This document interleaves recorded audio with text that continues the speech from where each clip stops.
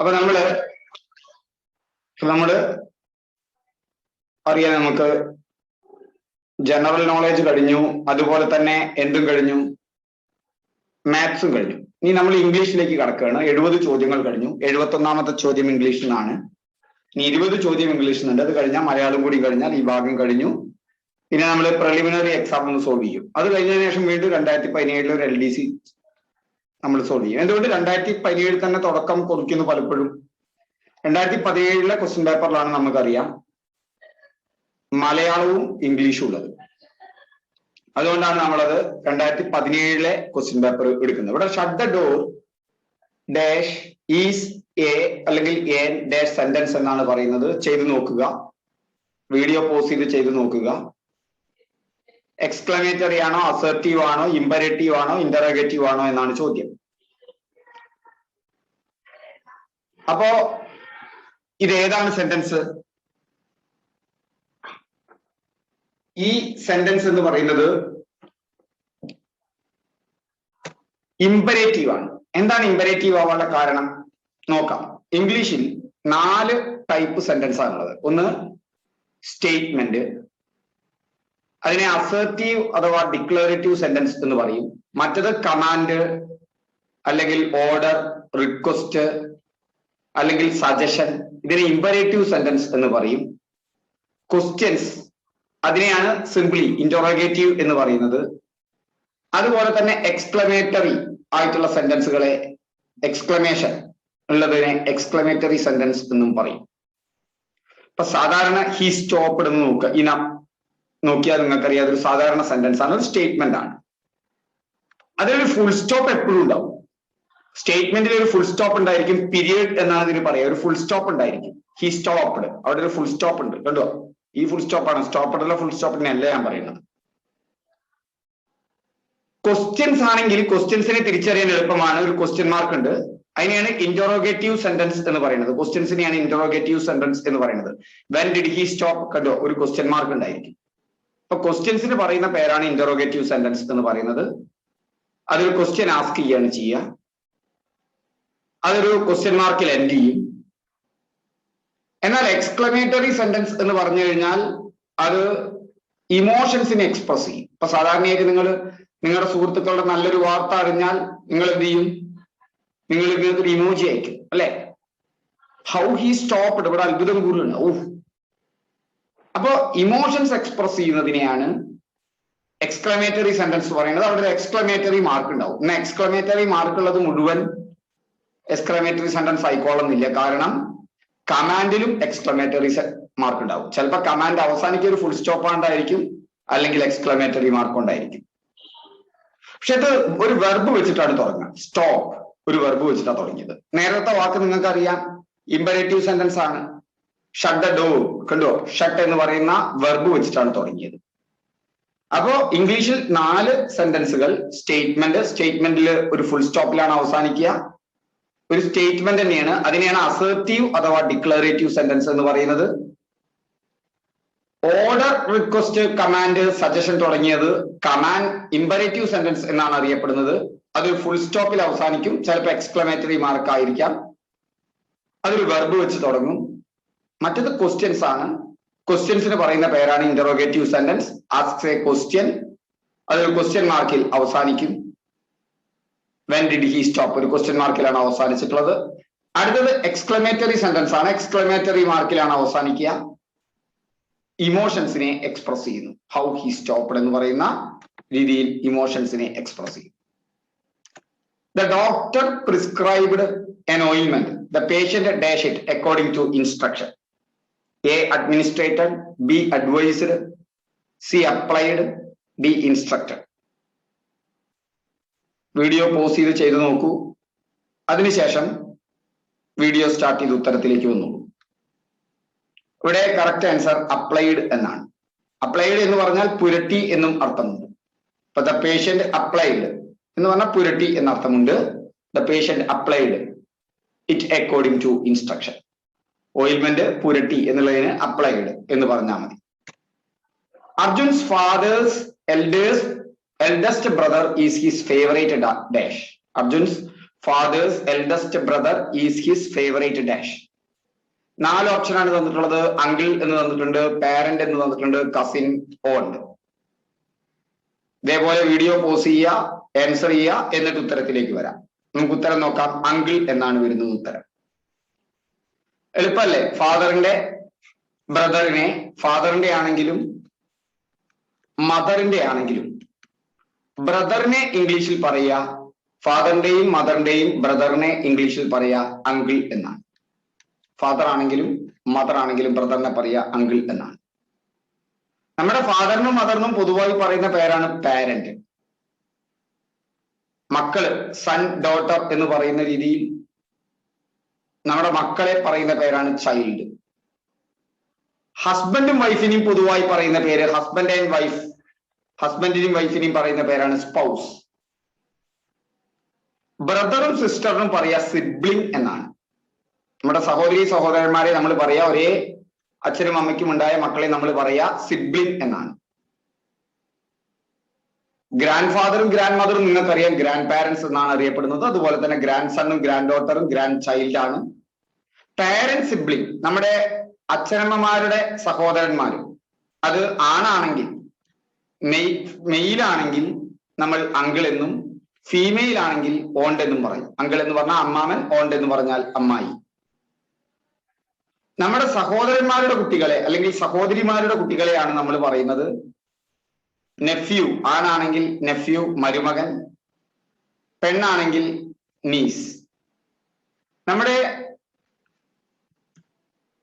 അമ്മായിയുടെയോ അല്ലെങ്കിൽ അമ്മാമന്റെയോ എന്ന് പറഞ്ഞാൽ ഫാദറിന്റെയോ നമ്മുടെ ഫാദറിന്റെയോ മദറിന്റെയോ ബ്രദേഴ്സ് അല്ലെങ്കിൽ സിസ്റ്റർ, അവരെയുള്ള ഓണ്ട് എന്തോ അങ്കിൾ എന്ന് വിളിക്കുന്നത്, അവരുടെ കുട്ടികളെയാണ് നമ്മൾ ആണാണെങ്കിലും പെണ്ണാണെങ്കിലും കസിൻ എന്നാണ് പറയാ. അടുത്ത ചോദ്യം, can you lend me a pen please എന്നാണ്. Yes here you are, yes here you, yes you can, yes here. ഉത്തരം എഴുതിക്കോളൂ. ഇവിടുത്തെ ഉത്തരം സി ആണ്, യെസ് യു ക്യാൻ. നമുക്ക് നോക്കാം എന്താണ് ഈ സംഭവം എന്നുള്ളത്. ഇതൊരു ക്വസ്റ്റ്യൻ ആണ്. ഇംഗ്ലീഷിൽ 2 ടൈപ്പ് ക്വസ്റ്റ്യൻസ് ആണുള്ളത്. ഒന്ന് യെസ് ഓർ നോ ക്വസ്റ്റ്യൻസ്, മറ്റൊന്ന് WH ക്വസ്റ്റ്യൻ. എന്താണ് യെസ് ഓർ നോ ക്വസ്റ്റ്യൻ? ഇപ്പോ രാമു ഈസ് പ്ലേയിങ് ഫുട്ബോൾ, ഇതൊരു സെന്റൻസ് ആണ്, നിങ്ങൾക്കറിയാം അല്ലെ? ഇതൊരു സാധാരണ സെന്റൻസ് ആണ്. ഈ സെന്റൻസിൽ ഇവിടെ സബ്ജക്റ്റ് എന്ന് പറയുന്നത് രാമു ആണ്. സബ്ജക്റ്റ് എന്ന് പറഞ്ഞാൽ എന്താണ്? രാമു ആണ്.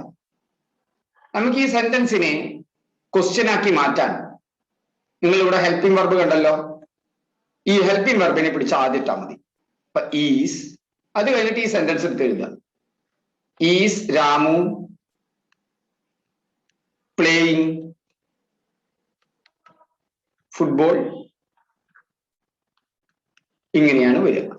Is Ramu playing football. ഇവിടെ വന്നിട്ടുള്ളത് എന്താ?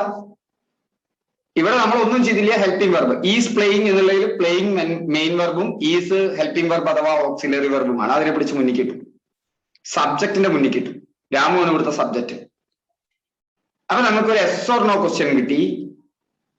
നേരത്തെ പറഞ്ഞ ഇന്ററോഗേറ്റീവ്, എസ് ഓർ നോ ക്വസ്റ്റ്യനും ഇന്ററോഗേറ്റീവ് ആണ്. ഇതില് യെസ് അല്ലെങ്കിൽ നോ എന്നുള്ളൊരു ആൻസറേ ഉള്ളൂ, വേറെ ആൻസറുകളില്ല. എന്നാൽ നമ്മൾ ഇതിന് WH, ഇവിടെ WH തുടങ്ങിയ വാക്ക് ഉപയോഗിച്ചിട്ട് ക്വസ്റ്റ്യൻ ഉണ്ടാക്കുകയാണെങ്കിലോ, അപ്പോ where is Ramu playing, where is Ramu playing.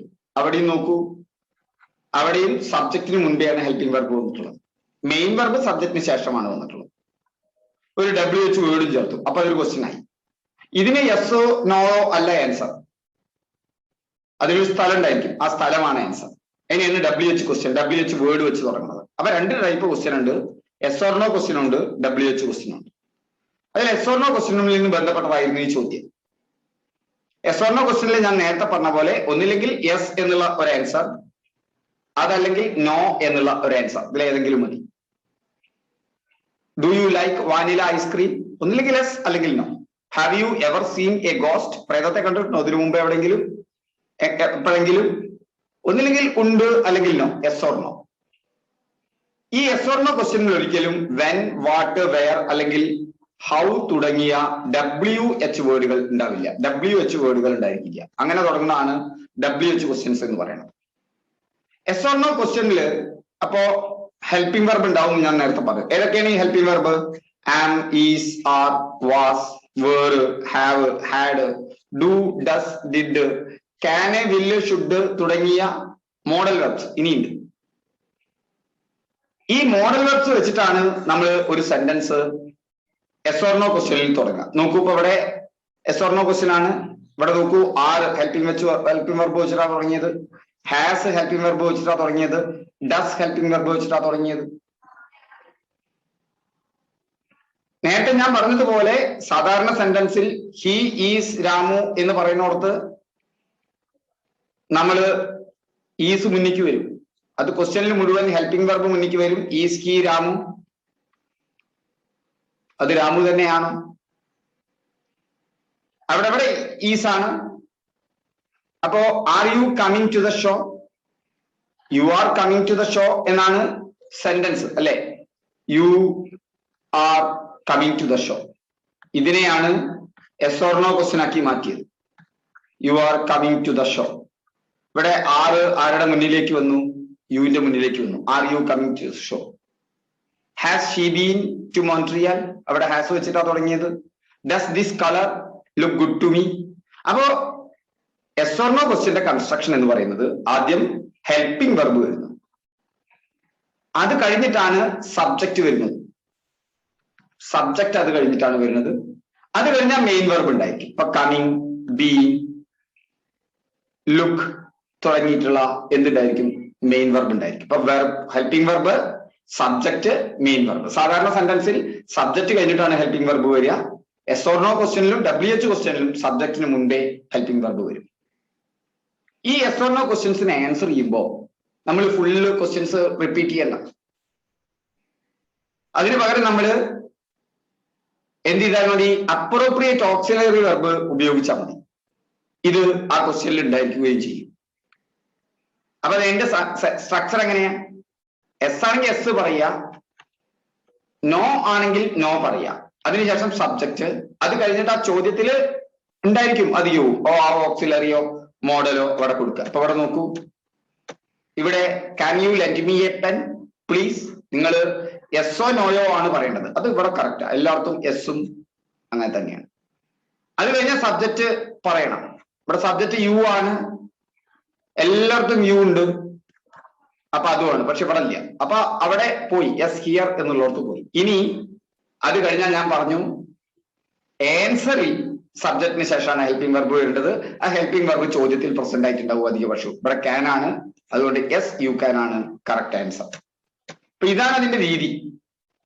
അതായത് ആൻസർ ഒരു yes or no question answer വരുമ്പോൾ ഹെൽപ്പിംഗ് വെർബ്, അത് കഴിഞ്ഞ് സബ്ജക്റ്റ്, അത് കഴിഞ്ഞ് മെയിൻ വെർബ്. അതേസമയം ഒരു yes or no question start ചെയ്യുന്നത് ഹെൽപ്പിംഗ് വെർബ് വെച്ചിട്ടാണ്. എന്നിട്ട് പിന്നെ സബ്ജക്റ്റ് വരും, എന്നിട്ട് പിന്നെ മെയിൻ വെർബ് വരും.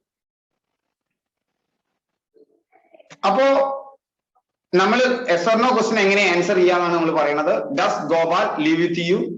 അവിടെ നമ്മൾ ആദ്യം എസ് പറയുക അല്ലെങ്കിൽ നോ പറയുക, അതിനുശേഷം ഗോപാൽ ആണ്, അപ്പൊ ഹി, യെസ് ഹി ഡസ്. കണ്ടോ, ഇവിടെ ഹെൽപ്പിംഗ് വെർബ് വന്നു. Did Maya tell you she was in coming? അവിടെ നമ്മൾ നോ ആണ് പറഞ്ഞത്. ഇനി സബ്ജക്റ്റ് വെക്കുക, അവിടെ മായ ആയതുകൊണ്ട് അതിന്റെ പ്രൊനൗൺ ആണ് ഉപയോഗിക്കേണ്ടത്. അതിന്റെ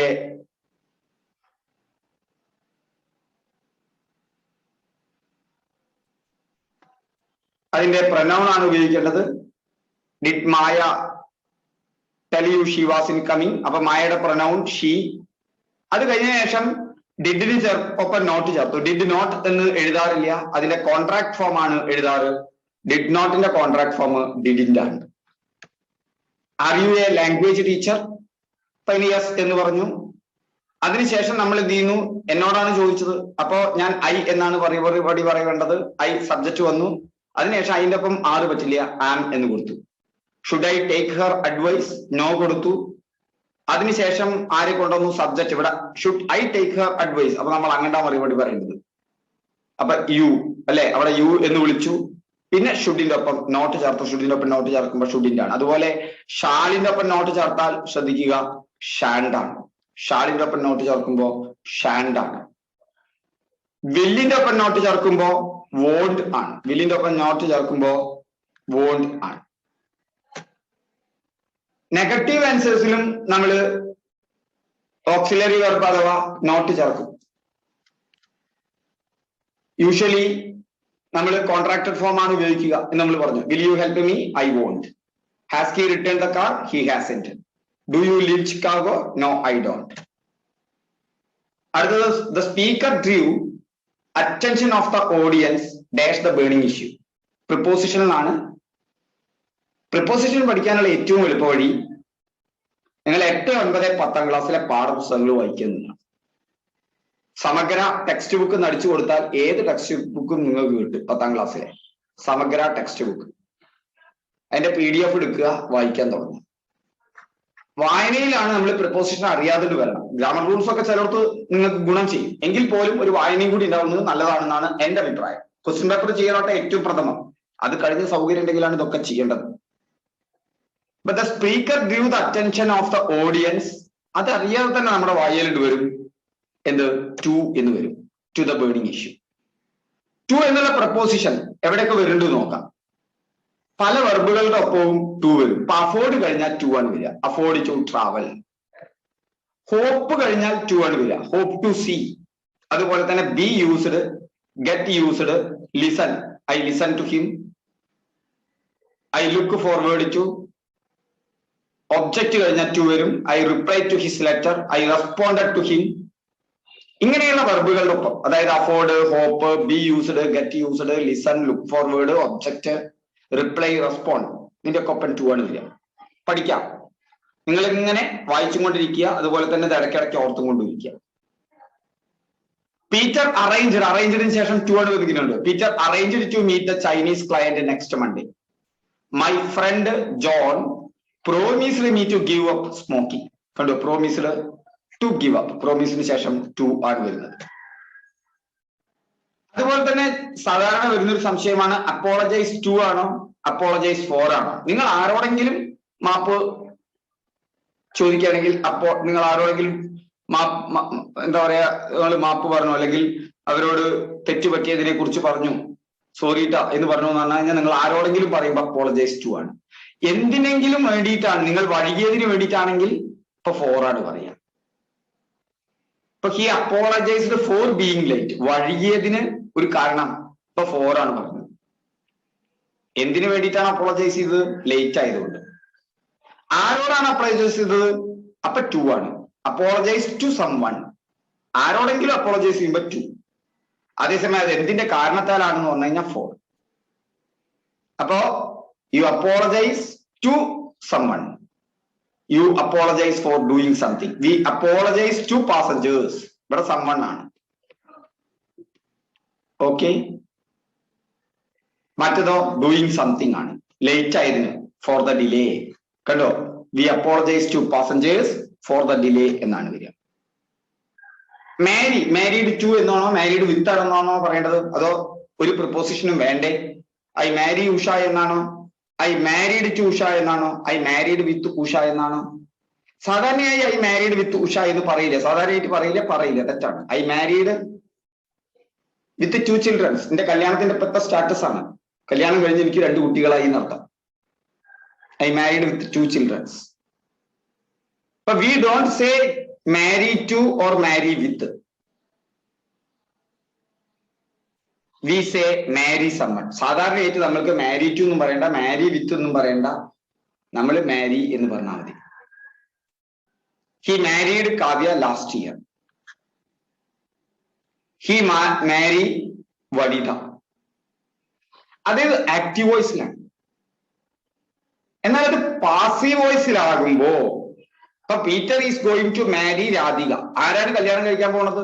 രാധികേനെയാണ്. എന്നാൽ നമ്മൾ പാസീവ് വോയിസ് എന്താണെന്ന് പിന്നീട് പഠിക്കാം. നമ്മളിപ്പോ പറയുന്നില്ല. അറിയുന്നവർ ശ്രദ്ധിച്ചിരിക്കുക, അല്ലാത്തവർ ജസ്റ്റ് കേട്ടിരിക്കുക. പിന്നീട് പാസീവ് വോയിസ് വരുമ്പോൾ ഞാൻ പറയാം എന്താണ് ആക്റ്റീവ് വോയിസ്, എന്താണ് പാസീവ് വോയിസ്. പാസീവ് വോയിസിലാണെങ്കിൽ നമ്മൾ ടു ഉപയോഗിക്കും. He Peter is married to Radhika. ശ്രദ്ധിക്കണം. അപ്പൊ സാധാരണ ആക്റ്റീവ് വോയിസിലാണെങ്കിൽ മാരിഡൊപ്പം ഒരു എന്തും വേണ്ട, പ്രിപ്പോസിഷനും വേണ്ട മാരിക്ക് ശേഷം. അതേസമയം പാസീവ് വോയിസിലാണെങ്കിൽ ടു ചേർത്തിരിക്കണം. അടുത്തത് വൺ വേർഡ് ആണ്. വൺ വേർഡുകൾ ചോദിക്കാറുണ്ട്. One who talks in sleep is, അതാണ് അടുത്ത ചോദ്യം. One who talk in sleep is somnambulist, garrulous, credulous, somniloquent. ഇതിലേതാണ് എന്നുള്ളതാണ്. ഇംഗ്ലീഷൊക്കെ ഈസി ആയിട്ട് പഠിച്ചെടുക്കാം. എനിക്ക് ഇംഗ്ലീഷ് ഒന്നും അത്ര കാര്യമായിട്ട് അറിയണ്ടായിരുന്നില്ല. ഇപ്പോഴും എന്റെ പ്രൊനൗൺസിയേഷൻ ഒന്നും അത്ര ബെറ്റർ ഒന്നുമല്ല.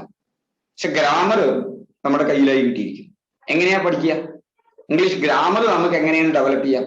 ചെയ്ത് തന്നെ ഈ ക്വസ്റ്റ്യൻ പേപ്പർ ചെയ്യുക, അനുബന്ധ വസ്തുതകൾ പഠിക്കുക. ക്വസ്റ്റ്യൻ പേപ്പർ ചെയ്യലാണ് ആദ്യം പ്രഥമമായി വേണ്ടത്.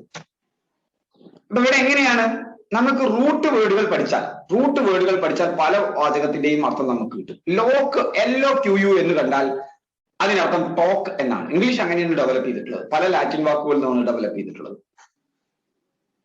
Lock, LOQU. ലൊക്കാഷ്യസ്, വയാടിയായ എന്നാണ് അർത്ഥം. Lock, LOQU. കണ്ടോ? ലൊക്കാസിറ്റി, അവിടെയും LOQU ഉണ്ട്. സോളിലോക്കിലി, അവിടെയും LOQU ഉണ്ട്. കൊളോക്കിലി, അവിടെയും LOQU ഉണ്ട്. എലക്വന്റ്, അവിടെയും LOQUE ഉണ്ട്. എലക്യൂഷൻ, അവിടെയുണ്ട് ഒരു LOCU. ഇതൊക്കെ ടോക്ക് എന്നാണ് അർത്ഥം. നോക്കൂ, ലൊക്കേഷ്യസ് എന്ന് പറഞ്ഞാൽ വയാടിയായ, ടോക്കറ്റീവ്, ടോക്ക് വന്നു. ലൊക്കാസിറ്റി എന്ന് പറഞ്ഞാൽ അവിടെയും ടോക്ക് വന്നു, talking a lot. So locally എന്താണ്? Talking by oneself. Sole, solitude എന്ന് കേട്ടില്ലേ? സോൾ എന്ന് പറഞ്ഞാൽ വൺ എന്നാണ് അർത്ഥം. വൺ സെൽഫ് എന്നാണ് അർത്ഥം. അവനവനോട് വർത്താനം പറയാം. കണ്ടു? സൊളോക്കലി. കൊളോക്കലി എന്ന് പറഞ്ഞാൽ ഒരു സംഭാഷണം അല്ലെങ്കിൽ ഗ്രാമ്യമായ സംഭാഷണം എന്നാണ് അർത്ഥം. എലക്വന്റ് എന്ന് പറഞ്ഞു കഴിഞ്ഞാൽ വാക്ചാതുര്യമുള്ള എന്നാണ് അർത്ഥം. എലക്വൻസി, എലക്യൂഷൻ എന്ന് പറഞ്ഞാൽ എന്താണ്? ആക്ട് ഓഫ് ടോക്കിംഗ് ബ്യൂട്ടിഫുള്ളി, അല്ലെ? വാഗ്മിത്വം എന്ന് പറയും. അപ്പൊ ഇവിടെയൊക്കെ ലോക്ക് ഉണ്ട്. അതുകൊണ്ടൊക്കെ തന്നെ ഇതിലൊക്കെ തന്നെ തോന്നുന്നുണ്ട് ടോക്ക് വന്നിട്ടുണ്ട്. അപ്പൊ ലോക്ക് എന്ന് പറഞ്ഞാൽ ടോക്ക് ആണെന്നുണ്ടെങ്കിൽ വൺ ഹു ടോക്സ്, ലോക്ക് വന്നിട്ടുണ്ട് ഇവിടെ. സോംനി ലോക്കന്റ് അറിയണ്ട, ഈ വാദം അറിയാതെ തന്നെ ലോക്ക് എന്ന് പറഞ്ഞാൽ നമുക്കറിയാം ടോക്കാണ്. ബാക്കിനോടൊന്നും ആ ലോക്ക് വന്നിട്ടില്ല. അതുപോലെ പാർല് എന്ന് പറഞ്ഞാൽ ടോക്കാണ് കേട്ടോ. അതുകൊണ്ടാണ് പാർലിമെന്റ്. കണ്ടോ? ആളുകള് വർത്തമാനം പറയുന്ന സ്ഥലമാണ് പാർലമെന്റ്. ഇങ്ങനെ ഉള്ള റൂട്ട് വേർഡുകൾ ഓർത്തിരുന്നാൽ ഇംഗ്ലീഷ് കുറച്ചും കൂടി ഈസി ആയി കിട്ടും. ഒപ്പം 8, 9, 10 ക്ലാസ്സുകളിലെ ഇംഗ്ലീഷ് പുസ്തകങ്ങൾ വെറുതെ വായിക്കുക. ജസ്റ്റ് വായിച്ചു പോകും. അതിന്റെ അർത്ഥമൊക്കെ ഒന്ന് മനസ്സിലാവുക. എക്സസൈസ് ഒന്നും ചെയ്യാൻ നിൽക്കണ്ട, ജസ്റ്റ് വായിച്ചു പോകും. ആദ്യം നിങ്ങൾക്ക് മനസ്സിലായിട്ടെങ്കിലും പിന്നീട് മനസ്സിലായി തരും.